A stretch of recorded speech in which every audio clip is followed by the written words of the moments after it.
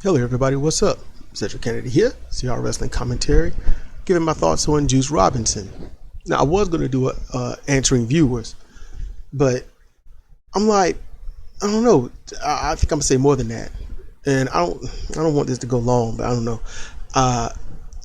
It's Jimmy Whisper, and he asked if I like Juice Robinson. And short answer, yes. I like Juice Robinson. I like him a lot, actually. Me and Cedric, honestly, we've watched damn near all his matches after he left WWE. Just watch. There are lots of things we can mark out on when it comes to Juice Robinson. That's the truth.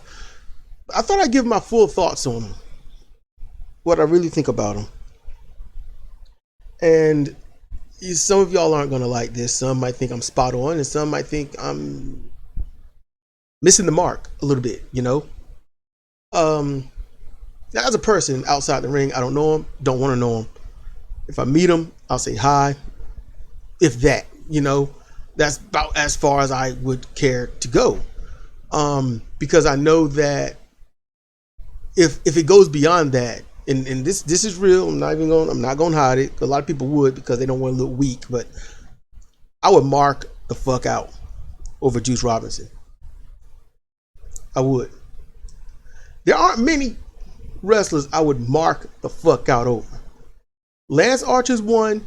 Juice Robinson is another. I'll just go with those two. I'm not going to say the others. Juice Robinson,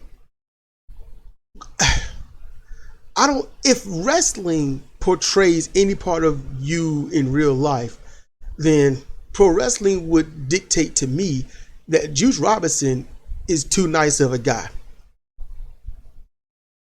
He's too nice of a guy. And the reason too nice is not a bad thing, but in the world that, the way people are, too nice is actually a detriment to yourself. Because you can't be nice. You certainly can't be too nice because people are jackwads in general. And his wrestling career shows that. And, this is going to bite. Yeah, he's had championships. Yes. But nothing, how can I say this? There is no title that Juice Robinson can have that will make him look better than he's already portrayed himself. Juice Robinson, Squeaky Chair Productions here. Damn, man. Okay, so Juice Robinson, I like Juice Robinson. His in-ring work, I like it. He got a good move set. And he's shown something that's so awesome. I've seen it against Jay White. I've seen it against his small things with Tanahashi, Okada. I've seen it with Will Ospreay. The thing is, he literally exposed Will Ospreay more than any other match has ever done it. Juice Robinson knows how to work. As a babyface, yeah, he can't be a heel because his expressions never say that of a heel. His in-ring work, his moveset is nothing of a heel. There's nothing I've seen of his moveset that says, I can be bad and consistently stay bad. So Juice Robinson, he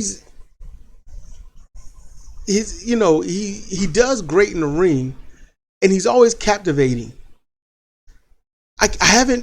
I've tried to make myself bored at his matches, but I just can't do it. He's exciting.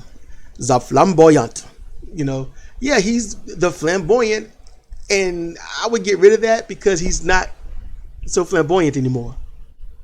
He's a little more hard-edged, but it hasn't done what it needs to do. Now, if Juice Robinson is happy where he is in his wrestling career, then great.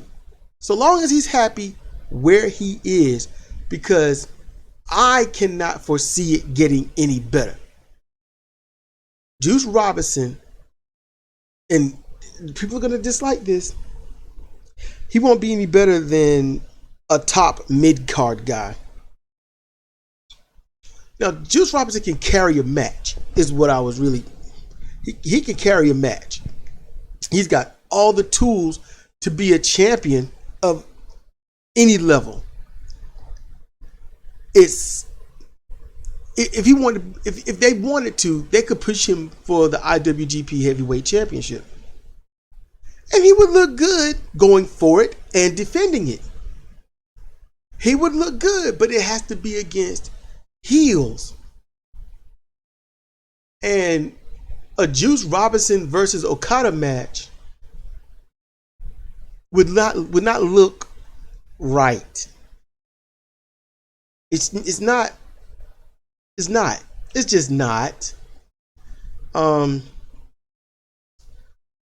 I can see Juice Robinson as, I can't remember the full name of it, so I'm just gonna say the main title on New Japan Strong. I can see him winning that. I can see him beating Tom Lawler easily, to be honest with you. They're never gonna let that happen. But Tom Lawler, he's got things he got to really work on. But Juice Robinson, I'm gonna tell you why he's gonna be stuck as a top mid card guy. Because the United States IWGP US title or tag titles, Intercontinental title that's gone now, never open weight title, he can get those. Those are your mid card belts. Those are your mid cards.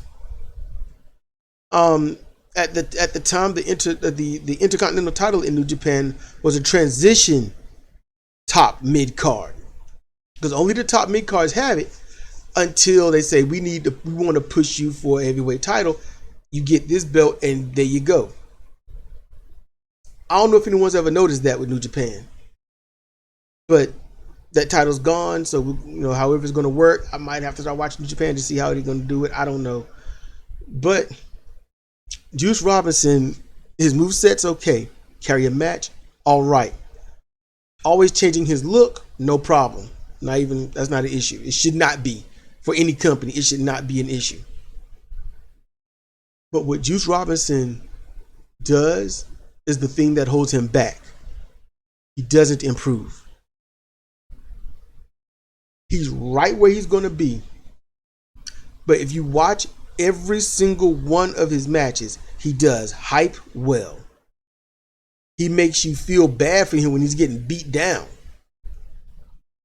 He has a strong punch. It's like he should lay somebody out. Whenever the few things when he hit, this is one thing me and Cedric will never forget. He did in Ring of Honor. I think it was Ring of Honor. Yeah, it was Ring of Honor.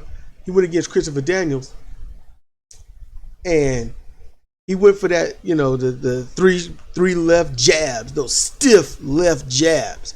I love those. And he hit Daniels,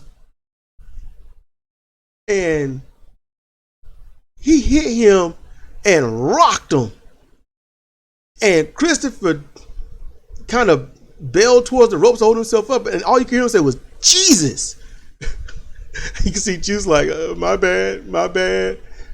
He gave him a quick apology, covered it up very well. But the problem is Juice Robinson doesn't have urgency. That's the problem. He doesn't have urgency.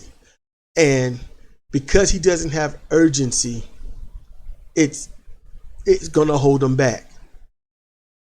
When you watch people that are notarized as a legitimate champion in a company, all right, you look at, Takahashi Hiromu, Okada Kazuchika, Tanahashi Hiroshi. You look at all of them. You can go back in time and look at Ogawa Naoya, Hashimoto Shinya, Masahiro Chono, or Chono Masahiro, Muto Keiji. At some point in the match, no matter how slow, powerful, or technical and methodical they are, they hit that we got to hurry up and finish you. That is what Juice Robinson lacks. His whole match is the same pace. He can get his quick fist pump, yeah, and then punch. But you got to increase your speed. You got to go get him, grab him, try to finish him, punch him, punch him, punch him. Those jabs are great, but he needs a version where they are sped up. You can get him at your mid part of the match where you bam, stunning him, and yeah. But after that, you've got to speed it up. You've got to say, I'm hitting this dude. I'm not going to sit here and wind up forever and then give him the final punch. No, I'm going to annihilate him quickly, decisively, go for the win. Because the more urgency the attacker shows, the more either desperation or endurance the defender shows when they must escape or survive the situation. It takes two to tango, so therefore, Juice is lacking urgency. His opponent can't look like there's any urgent matter to attend to. And that's the issue with Juice Robinson. Everything else is spot on. Carry a match, looks good, facially, baby face, make you feel bad for him. Got a great move set, got all the basics down. And his basics are phenomenal. Love it. He does almost every single thing right that I can see. He just don't have urgency. That's what holds him back. He will never rise, I don't think. I mean, they can if they want to. You just got to find people that's going to be able to work with him at that tempo throughout the match. And it's doable. And it can look really good. Because Juice wrestles in a way where he look like he's trying to win every time. And that is always exciting because it takes something where it's like, oh, it's Juice Robinson versus Jay White. I'm like, well, Juice lost this one. It's Juice versus Okada. He lost this one. Juice versus any other top star or wrestler, he lost this one. And then when he wins, you're like, oh my God, he won. Oh, that's so cool. They let him win. Oh my goodness. You can mark out for that. So, if Juice ever heard something like this, I really wish he would take the constructive criticism. Look at your own matches. Take a look at them. You'll see what I'm talking about. You lack the urgency. Hype, yelling, and all that is all well and good, but if you are not speeding up that last second dash to get it done, it don't look urgent. It doesn't look like you have that thirst to win and that knowledge that you're going to get it right then. And he needs to work on that. So those are my thoughts on Juice Robinson. I hope it satisfied your question, Jimmy Whisper, and if anyone else was wondering if I liked him and what I do and don't like. It's not much that I don't like. It's just like he's lacking urgency. I would think he can get I think certain finishing moves should be, I'll say this and then I'm going to go. Like the Juice Bomb is not a finisher anymore. Don't do it. Just don't do it. And if you do it, I would say make it a counter move. A counter or reversal. If someone's trying to do that leapfrog, you get up under them, that'd be a reversal. Get up under them, spin, falling power bomb. Okay, that's cool. And a reversal, some lightweight gets on your shoulders and tries the 180 Frankensteiner, stop him, power bomb him, something like that. Someone's going to do a Frankensteiner or Hurricane Rana, block it, power bomb him. And honestly, since it's not going to be a finisher anymore, I wouldn't try to put power into it, but it should be more like a strong slam instead of you throw him down. Because when you throw him down, I'm talking to Juice, even though he's never going to hear this. So when you throw him down, it looks like you're going to get the win because it looks that strong when you do it. So either make it a finish, stop using it, or only drop them as a strong slam. I, I don't see any other way about it, you know? And like I said, I'm not a former wrestler. I'm not a wrestler. I'm just a fan of professional wrestling. And I observe this stuff over time. I compare and contrast every single time I'm watching. I go through my mental Rolodex of things I've seen, heard, done, witnessed, things like that, and compare it to what is happening, to how it's perceived by certain others, and then by a fan's point of view, and then a what if you're trying to win point of view. So I go through a lot. I only said a little bit of what I go through, but I try to be as fair and honest as I can when it comes to what I say in judgment of wrestling in general. So just keep in mind that if you don't like what I say, maybe I'm wrong. Maybe you've gotten it wrong. And that's why it's good to have a discussion, lay out what it is that you think and why you think it, timestamp it if you need to. And I might just say, you got a point there. Because I have done it before. I've been corrected by Jimmy Whisper on about 3 or 4 good occasions. I've been corrected and informed by Zemo Toms 2. I don't know how many times. I think every other damn comment he leaves, I'm like, what? And I'm like, I done learned something. So,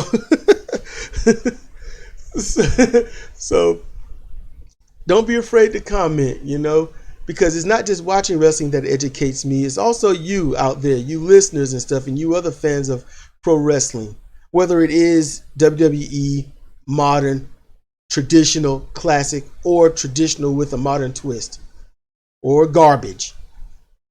It's, in general, it's wrestling.